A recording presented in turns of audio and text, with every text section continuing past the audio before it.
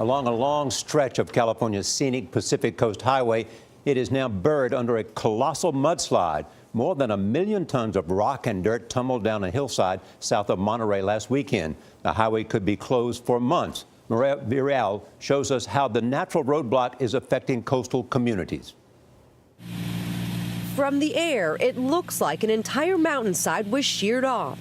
What had been a 1,500-foot section of the Pacific Coast Highway is now buried under 40 feet of dirt and debris. There were no reports of deaths or injuries.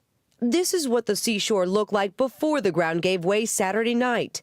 The new shoreline now extends 250 feet further out.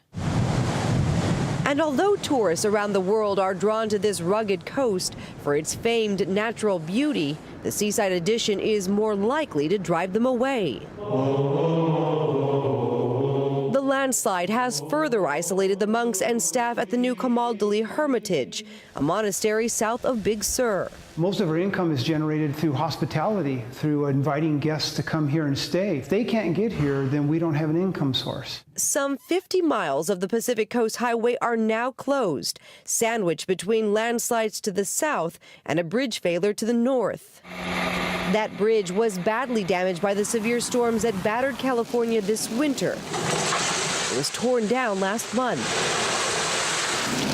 Those heavy rains also left the area vulnerable to landslides. The most heartbreaking part of the bridge going down and the mudslides further south on Highway 1 has been the impact on the workers. The highway is the main artery for coastal communities here. State transportation officials say they don't know when it will completely reopen.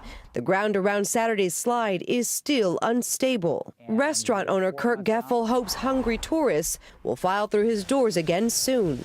We've been in business for 68 years. We are always looking at the long view. For CBS This Morning, Mireya Villarreal, Los Angeles.